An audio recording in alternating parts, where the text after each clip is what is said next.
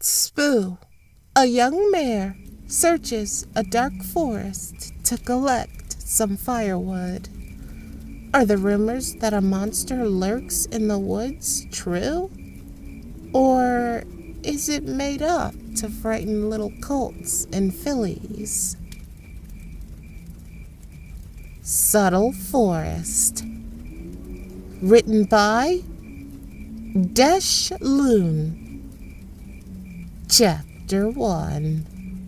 Subtle Forest.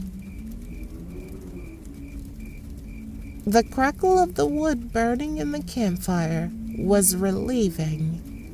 We had been walking since early this morning, and in all that time we hadn't stopped to eat. Thankfully, Corp had already started cooking, I believe since the moment we stopped.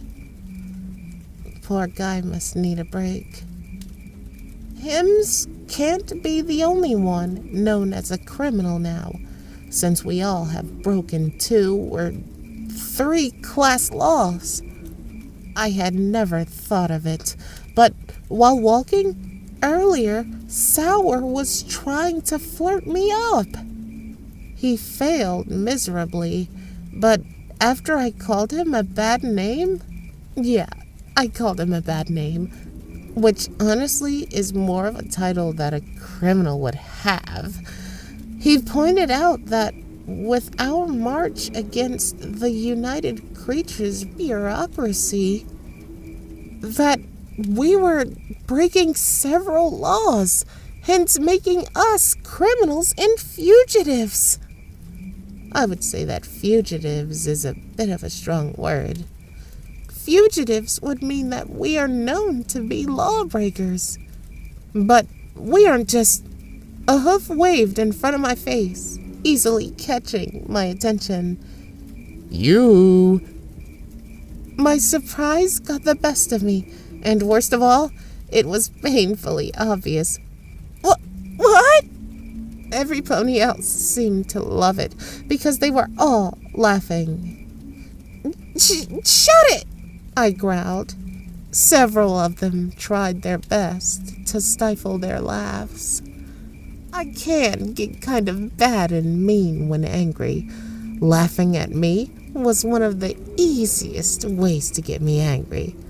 When the others noticed my glaring, they quickly stifled their laughs too. Vol, my best friend, even though he's a stallion, spoke up.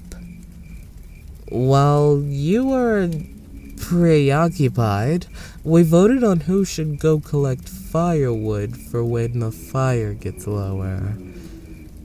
I looked at him puzzled.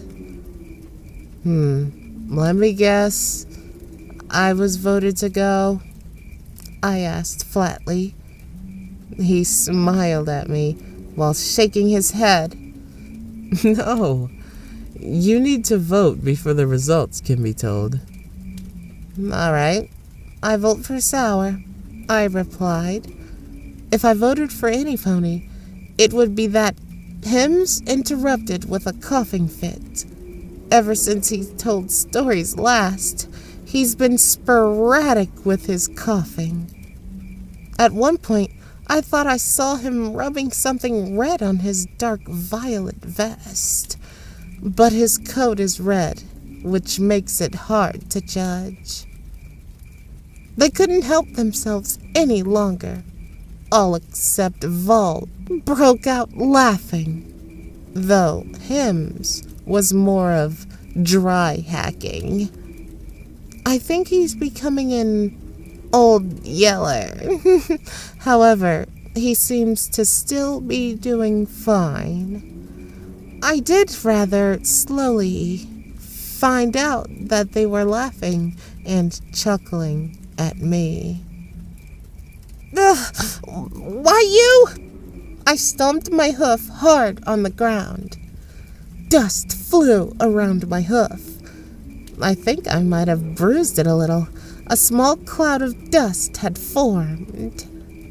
All except Vol and Hims, who was busy coughing, backed away. I won't, didn't I? No pony answered. Fine, I growled. I was nearly beyond angry. I was nearly furious. I picked up the basket with one of my wings and stormed off in the direction of the forest. I stomped and stomped my way deep into the shrubbery.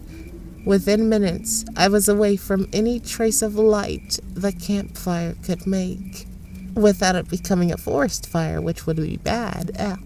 That would also mean that I was far enough away from the group that I wouldn't be heard.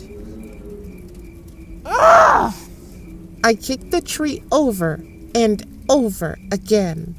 I knew the tree didn't deserve it, but it was to make me feel better by venting my anger onto the poor tree.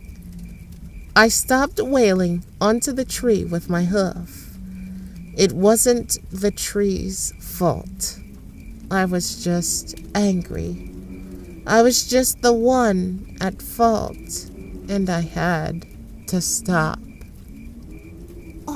Oh, right, I proclaimed aloud. I had completely forgotten why I came into the forest. Well, I guess not. I had forgotten for the second reason why I came into this dark forest, which was to collect firewood, sticks, branches, twigs, and logs. Looking around, I found that it wouldn't be very hard, though I was finding one problem. Ugh, it's too dark, I shouted. If I were in a more open area in the mountains, or perhaps just further up, then I would be able to hear an echo. A cave would also work, but there weren't any around. I treaded carefully around, letting my hooves tell me where I found some wood. When I found some, I would lift it up and drop it into the woven baskets. Small branch, stick, log, big branch. I tried to pick up the big branch, but found it far too heavy for me to lift. I thought about breaking it. That would be ridiculous. I heavily sighed. Stick, log. I thought that it would be rather hard to find this much. I'm glad to see I was mistaken, given I was looking for wood in a forest, which is filled with trees made out of wood. I'm starting to think that was one of my not better thoughts. I heard something rustling around in the bushes behind me. It was so sudden and quick that I jumped a little. Was it a bear or a wolf? Well, whatever it is, it must be gone now. Wasn't there some type of rumor running about this place? Flashback. Now remember, the woods we will be by are rumored to house some type of evil or dark monster, or something like that, Hims explained. He wasn't walking. That would be ridiculous. Marnile was pushing him. Are you paying attention, Spoo? You never know, but you might have to do something in the woods, like, I don't know, collect firewood. Flashback over, pow. While I was zoning out, relieving a memory, I had missed the faint, low growl. When I did hear it, I moved in the opposite direction as fast as my legs could carry me. I ran and ran and ran and ran. I wasn't sure where I was going, but I had to get away. Several long minutes of running, and I had hit my limit. If anything was chasing me, then I should have been able to get away from it. I had to support myself against a tree by standing. My legs burned. My lungs felt dry. All for all, I hope I am safe now. That hope subsided when I heard the sound of wood snapping, immediately followed by a loud and powerful thump. I waited, sweat trickling down my body, trickling down my neck. I waited, knowing that if I didn't hear anything moving toward me, then I would be safe. I waited for what felt like hours, even though I knew it couldn't have been longer than 10 minutes. I was still covered in cold sweat in the cold, dark forest. My lungs still felt dry, but not as badly. I picked up a stick that was right at my hooves. That was when I heard it. The bushes rustled again. Whatever it was close. I had to get out of here, so I galloped and galloped hard. After minutes of it, I slowed to a steady walking pace. I had to regain my breath. I could feel the warm, new perspiration covering the old, cold liquid. I could feel I couldn't keep the steady pace. I did what I had to by dropping to a slow stepping pace. That is, until I heard a stick break directly behind me. My eyes shut on their own as I darted forward, back at full speed. I was running blind, something chasing behind me while my breaths were growing shallower and shallower. I tripped on something, which caused me to slip across the ground. My side hurt, my legs hurt, and I was covered in sweat. I just laid there. I didn't feel like getting up right now. If the monster did come, my life was forfeit. It could have it, but it didn't. It didn't come, and I just laid there. My wing, my poor wing, it felt scraped. It had protected my side, but it wasn't like it wasn't hurt. It might hurt less if I fell onto my side instead. What happened? I groaned as I stood, the forest eerily quiet around me. I was wanting some light, some warmth. I wanted to be relaxing around the fire, listening to some goofy story by hymns. I started to walk around near mindlessly with unfocused eyes. My unfocused, hazy eyes weren't able to judge depth. Within seconds, I ran into a tree. Now my face hurt. I shook my head once, twice, thrice. When I finished, I could tell that had helped. My eyes focused and cleared again. I pressed on. I wasn't very sure of where I was going, but I was going somewhere. I stretched out my wings, good and bad. I flapped them. I soared above the tree line quickly, hovering. I looked for the fire's light. Once I spotted it, I flew back to the ground. It was the best I could do, because I am a terrible flyer. I took a few steps in the direction of the light I saw. I was momentarily distracted by some rustling sounds behind me. Earlier, I would have ran, but I was too tired right now to care. I looked behind me and saw two bright red dots. They were floating in the air, hovering even.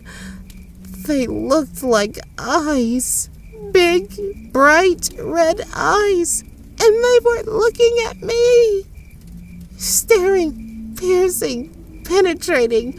Those eyes weren't looking at me. They were looking through me. They were cold and calculating, and they wanted to eat me, I think. I ran away from the eyes. I ran toward the light of the fire, the light where my friends are. I ran for many minutes. I ran until I reached the forest's edge. I could see it. I could see the fire and my friends. I looked behind me once more. No eyes. No monster. I was safe. I was glad. I walked up to the fire, to my friends. Vol was the first to notice me. Hey, you're back, he called out. Everyone looked at me. Do you want some marshmallows? No, I answered. Everyone laughed at that. Hems coughed. Not the dry wheezing he has been doing. A cough that stopped the laughing. Well, were you able to get firewood? Hems asked. Oh, that is right. Yeah, it's right. I stopped when I noticed something. The basket wasn't with me, which meant I dropped all the wood. When did I? Must have been when I tripped. I guess I lost it. Everyone broke into laughter again, and this time I joined them. It didn't feel like they were laughing at me, and I had to say I was happy. Covered in sweat, needing a bath, but happy. Something poked me from behind. Boo! A stallion's idiotic voice rang out behind me. I somehow pulled off a backflip, slamming a hoof into the neck of the reckless stallion, temporarily paralyzing him. What? A strike from the fallen Caesar style. I wasn't very good at it, but I was able to do some of the basics. Sour! Stop poking me from behind! I yelped, then noticed he was twitching and hardly moving. Sorry, I didn't mean to paralyze you. Everyone just laughed even harder. The end.